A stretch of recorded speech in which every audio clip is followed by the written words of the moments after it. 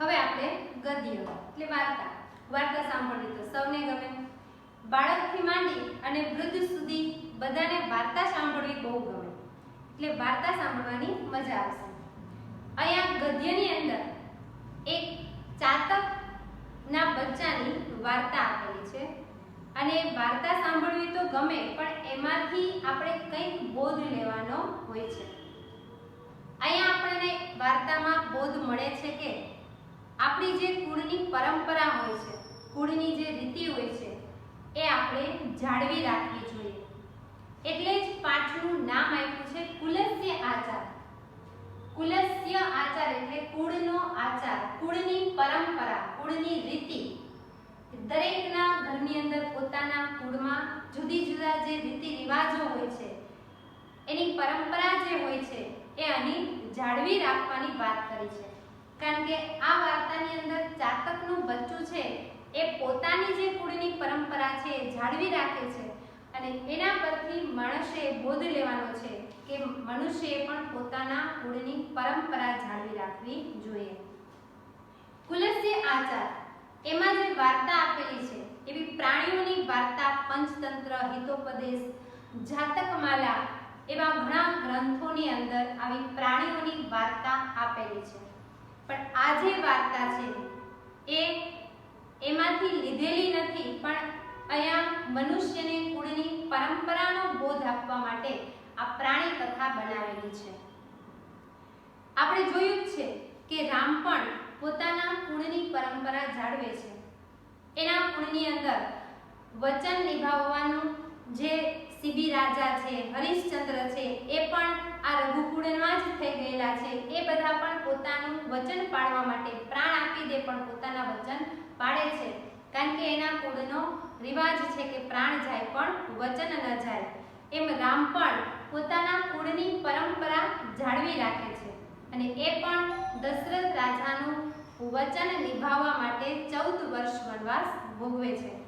તો અહીં મનુષ્યએ પોતાના કુળની જે પરંપરા હોય છે એ પરંપરા જાળવી રાખવાનો બોધ લેવાનો છે. ચાતક પક્ષીની આપણે વાત કરીએ, જો આ વાર્તાની અંદર એ આપેલું નથી, પણ ચાતક પક્ષી છે એની એક પહેલા આપણે અલગ વાર્તા જોઈએ, પછી આપણે જે પાછની અંદર વાર્તા આવે છે એ જોશું.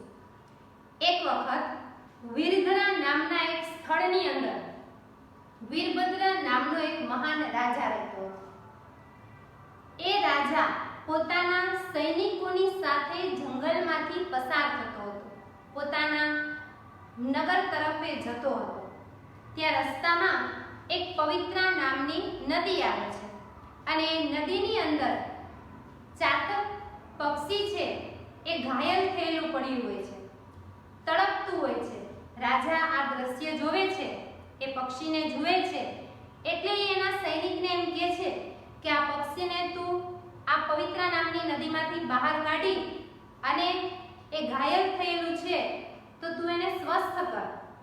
એટલે સૈનિક રાજાના કહેવાથી એ પક્ષીને બહાર લઈ આવે છે, એને સ્વસ્થ કરે છે. તેમ છતાં પણ એ સ્વસ્થ નથી થતું. એટલે રાજા એમ કહે છે કે આ પક્ષીને આપણે રાજમહેલમાં લઈ જઈએ, આપણી સાથે લઈ જઈએ. એટલે પક્ષીને પોતાની સાથે મહેલમાં લાવે છે, રાજદરબારમાં લાવે છે અને પછી એમ કહે છે એના સૈનિકને કે આ પક્ષીને તમે પાણી પીવડાવો કે જેથી કરીને સ્વસ્થ થાય. પક્ષીને પાણી પીવડાવે છે પણ પક્ષી પાણી પીતું જ નથી. ઘણો પ્રયત્ન કરે છે સૈનિકો. પછી સૈનિકોને એમ થયું કે આપણે રાજાને સંદેશો અપાવીએ કે પક્ષી તો પાણી જ નથી પીતું. રાજાને ખબર પડે છે કે પક્ષી પાણી પીતું નથી. એટલે રાજા એમ કહે છે કે કેમ ન પીવે, હું પીવડાવીશ, ચાલો. રાજા આવે છે, પક્ષીને પાણી પીવડાવે છે પણ પક્ષી પાણી ગ્રહણ જ નથી કરતું. એટલે રાજાને ગુસ્સો આવે છે કે આ પક્ષી પાણી કેમ નથી પીતું. એટલે પક્ષીની ચાંચ ખોલી અને એની અંદર ધરાર પાણી એ ચાંચની અંદર નાખે છે. પણ તેમ છતાં પક્ષી પાણી નથી પીતું. એ જે પાણી ચાંચની અંદર નાખે છે એ પાછું બહાર કાઢી નાખે છે. એટલે રાજાને એમ થયું કે આ પક્ષીની હાલત તો વધારે બગડતી જાય છે, આ વધારે આ ઘાયલ થતું જાય છે, વધારે તડપે છે અને પાણી પણ એ ગ્રહણ નથી કરતું, તો હવે શું કરવું. પોતાના દરબારના જે સંત છે એની પાસે આ પક્ષીને લઈ જાય છે અને ત્યાં જઈ અને એને બધું કહે છે કે આ પક્ષીને અમે ઘણા પ્રયત્નો કર્યા પણ આ પાણી ગ્રહણ જ નથી કરતું. ત્યારે એ સંત કહે છે કે રાજન, આ તો ચાતક પક્ષી છે, આ ક્યાંથી પાણી ગ્રહણ કરે?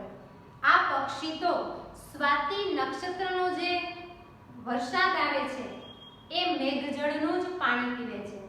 પૃથ્વી પર રહેલા આ પાણી જે કોઈ જ્યાં નદી હોય, તળાવ હોય, સમુદ્ર હોય, કોઈ પણ જગ્યાએ રહેલું પૃથ્વીનું પાણી એ પીતો નથી. એ સ્વાતિ નક્ષત્રના વરસાદ જે વરસે છે એનું જે પાણી ગ્રહણ કરે છે. એ પોતાના પ્રાણ આપી દેશે પણ એ પૃથ્વી પર રહેલું પાણી પીશે નહીં, કારણ કે એના કુળની પરંપરા છે કે પૃથ્વી પર રહેલું જળ એ ગ્રહણ ન કરે, એ વરસાદનું જ જળ ગ્રહણ કરે. એટલે એ વરસાદને આમ રાહ જોઈને આમ તાકીને એની રાહ જોતું હોય કે ક્યારે વરસાદ આવે અને હું ક્યારે પાણી ગ્રહણ કરું. કે જ્યાં સુધી વરસાદ ન આવે ત્યાં સુધી એ પૃથ્વી પર રહેલું પાણી પીતો નથી, પ્રાણ ત્યજી દે છે પણ એ પાણી ગ્રહણ કરતું નથી. તો આમ એ પોતાના કુળની પરંપરા આ ચાતક પક્ષી જાળવે છે. એ મનુષ્યએ પણ પોતાના કુળની જે પરંપરા હોય છે, પોતાના ઘરના જે અલગ અલગ રીતિ રિવાજો હોય છે, જે વડીલો એ રીતિ રિવાજો કરતા આવ્યા હોય અને બાળકોને પણ સમજાવતા હોય, એ રીતિ રિવાજો જાળવી રાખવા જોઈએ, એ પરંપરા આગળ જાળવી રાખવી જોઈએ. તો અહીંયા આપણે એવી જ એક વાર્તા છે ચાતક પક્ષીની છે. પાઠની અંદર આવેલી આપણે વાર્તા જોઈએ તો ચાતકનું બચ્ચું પોતાની માની પાસે જાય છે અને એમ કહે છે કે માં, મને બહુ તરસ લાગી છે અને આ વરસાદ તો ક્યારે આવશે? હું એની રાહ હવે જોઈ શકું એમ નથી. હવે હું તળાવનું પાણી પીવા ઈચ્છું છું, કારણ કે વરસાદની રાહ જોઈને હું તરસથી તડપતો હવે મારા પ્રાણ નીકળી જશે. એટલે હવે હું કે તળાવનું પાણી પીવા ઈચ્છું છું, હું વરસાદની રાહ જોઈ શકું તેમ નથી. એટલે એની માતા એને સમજાવે છે કે આપણે તો સ્વાતિ નક્ષત્રનું જે વરસાદનું પાણી આવે છે એ જ આપણે ગ્રહણ કરીએ છીએ, આપણે તળાવનું પાણી પીતા નથી. એ આપણા કુળની પરંપરા નથી. પણ તેમ છતાંય આ ચાતકનું બચ્ચું છે એ સમજતું નથી અને તળાવનું પાણી પીવા માટે નીકળી જાય છે. રસ્તામાં ચાલતા એ થાકી જાય છે એટલે એક ખેડૂતનું ઘર આવે છે. ત્યાં એ ઘરની બાજુમાં ઊભો રહે છે, વિરામ કરે છે અને એ ખેડૂત છે એ પોતાના પુત્રની સાથે વાર્તાલાપ કરતો હોય, એ બંનેનો વાર્તાલાપ આ ચાતકનું બચ્ચું સાંભળે છે. ખેડૂતને એનો પુત્ર છે એમ કહેતો હોય કે પિતા, મને રસ્તામાં આજે હું જ્યારે પસાર થયો ત્યારે એક મોટું થેલાનું બેગ પૈસાનું બેગ ભરેલું હતું, એ ધનથી બેગ ભરેલું હતું. પણ એ થેલી પહેલા મને વિચાર આવ્યો કે જો હું આ ધનનો થેલો લઈ લઈશ તો મારી ગરીબી બધી દૂર થશે. પણ જ્યારે હું લેવા માટે ગયો ત્યારે મને તરત જ એવો વિચાર આવ્યો કે આપણા કુળની પરંપરા છે કે કોઈનું વ્યર્થ કંઈ ગ્રહણ કરવું નહીં.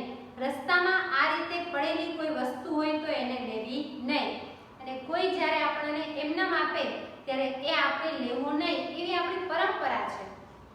મહેનતનું જ આપણે સ્વીકારવું જોઈએ એવી આપણી પરંપરા મને યાદ આવી એટલે મેં એ થેલો ત્યાં જ પાછો મૂકી દીધો અને ન લીધો.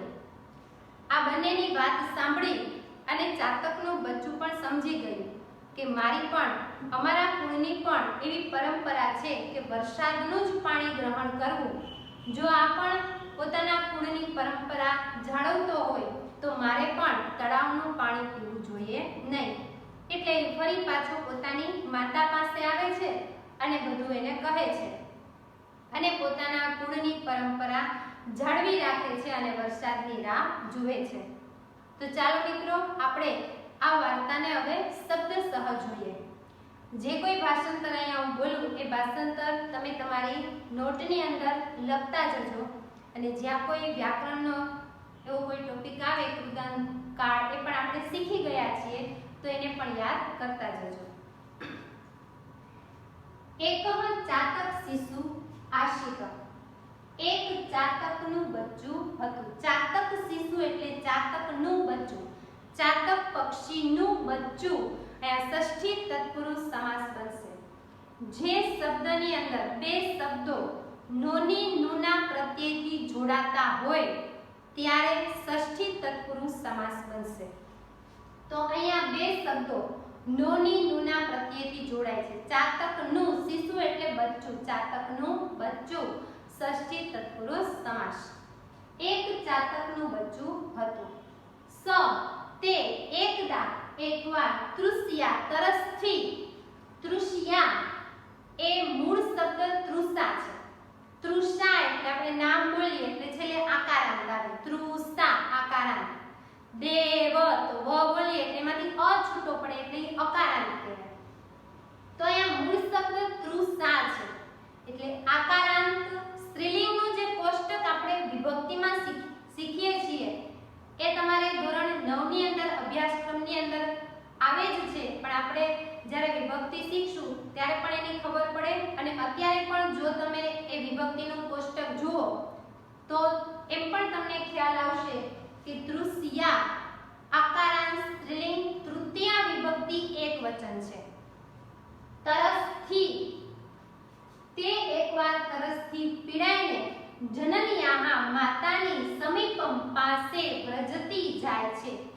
વ્રજતી મિત્રો આપણે કાળ શીખી ગયા છીએ તો તી પ્રત્યય છે એ વર્તમાન કાળ અન્ય પુરુષ એકવચનનું રૂપ છે. અને અહીંયા એકવચન એટલા માટે લેવામાં આવ્યું છે કે ચાતકનું બચ્ચું એક જ છે એટલે કર્તા એકવચન છે તો ક્રિયાપદ પણ એકવચન જ આવશે.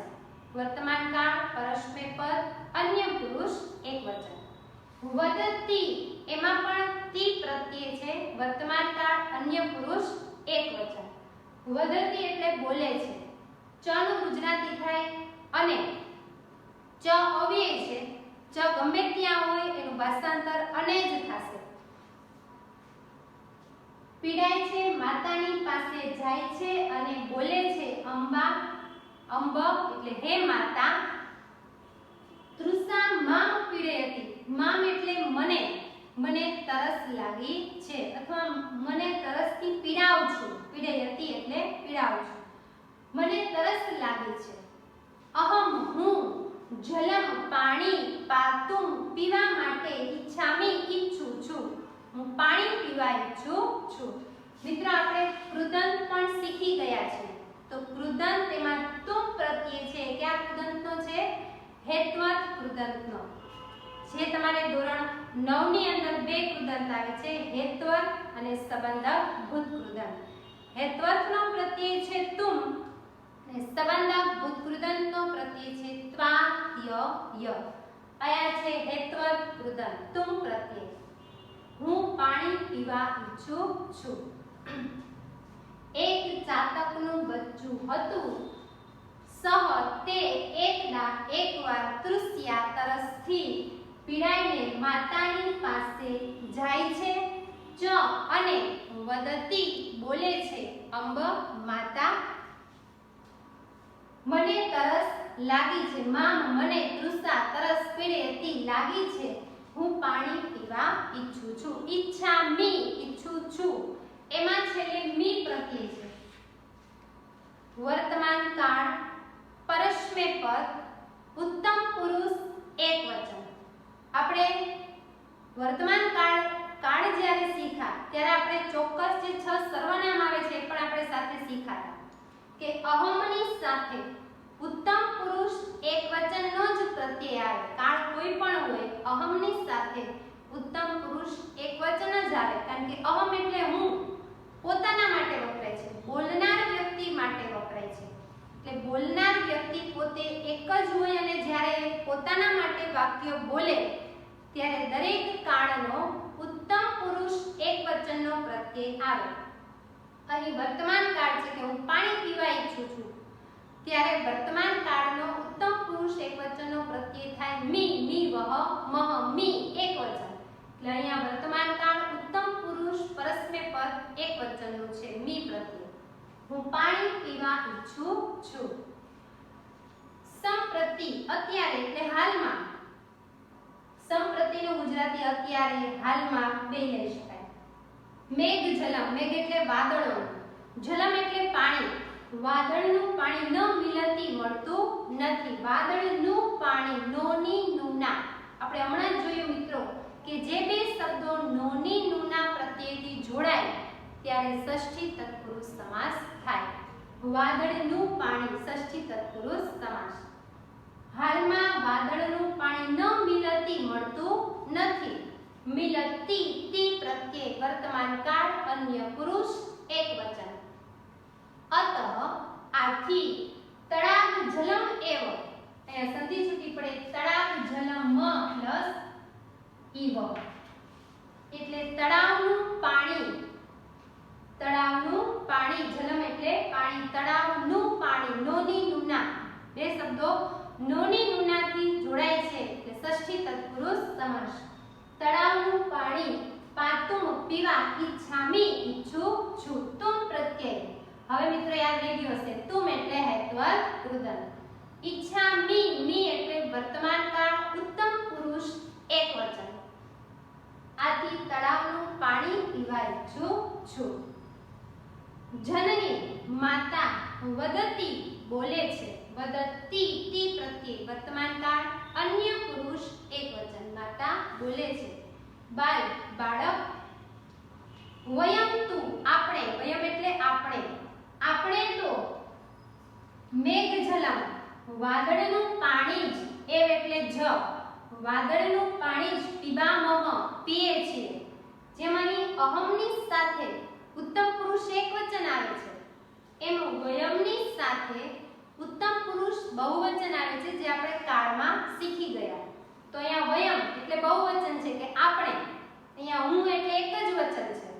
તો વયમની સાથે ઉત્તમ પુરુષ બહુવચનનો પ્રત્યય અહીંયા આવે છે મહ. મી વહ મહ, મી એકવચન અને મહ બહુવચન, કારણ કે અહીંયા બધા માટે વપરાય છે, બહુવચન છે એટલા માટે અહીંયા મહ પ્રત્યય છે. વર્તમાન કાળ ઉત્તમ પુરુષ બહુવચન. આપણે તો વાદળનું પાણી જ પીએ છીએ. તળાવ જલમ, તળાવનું પાણી ન પીબામહ પીતા નથી, તળાવનું પાણી પીતા નથી. આટલું ભાષાંતર પહેલા પાછું જોઈ લઈએ. એક ચાતકનું બચ્ચું હતું, તે એકવાર તરસથી પીડાઈને માતાની પાસે જાય છે અને બોલે છે, હે માતા, મને તરસ લાગી છે, હું પાણી પીવા ઈચ્છું છું.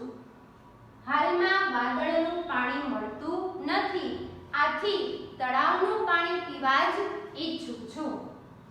માતા બોલે છે, બાળક, આપણે તો વાદળનું પાણી જ પીએ છીએ, તળાવનું પાણી પીતા નથી. ન પીબામહ પીતા નથી. એસહ આ અસ્માકમ આપણા, અસ્માકમ અસ્મત સર્વનામનું જે કોષ્ટક છે, જે તમારા અભ્યાસક્રમની અંદર વિભક્તિ આવે છે સર્વનામની, એ અસ્મત સર્વનામના કોષ્ટકમાં અસ્માકમ ષષ્ઠી વિભક્તિ બહુવચન છે.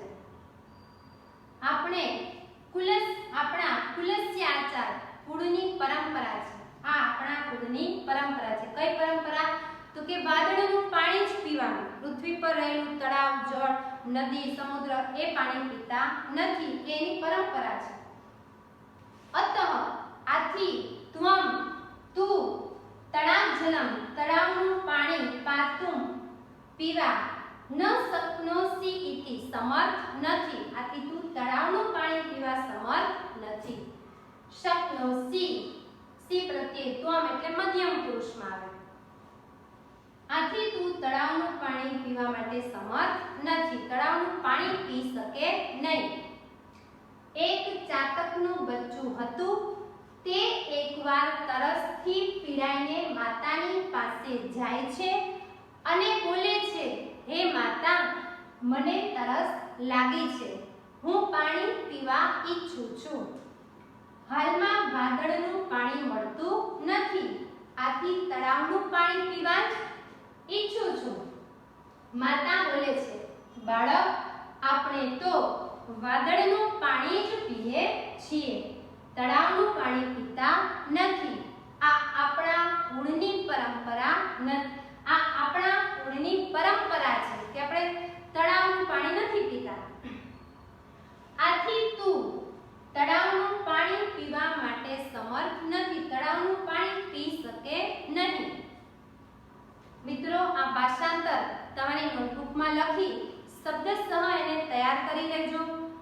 વ્યાકરણમાં જ્યાં કાળ અને કૃદંત આવે છે એ પણ તમે જોતા જજો, વિભક્તિના શબ્દો પણ જોતા જજો. વિભક્તિ આપણે હજી બાકી છે, પણ તમારા અભ્યાસક્રમની અંદર એક કોષ્ટકો આપેલા છે. ભાષાંતર તૈયાર કરી અને સ્વાધ્યાય આધારિત પેલા પેરેગ્રાફમાંથી જે પ્રશ્નો હોય એ પણ તૈયાર કરજો. હવે પછીનો જે પેરેગ્રાફ છે એ હવે પછીના પીરિયડની અંદર આપણે જોશું. અસ્તુ જય.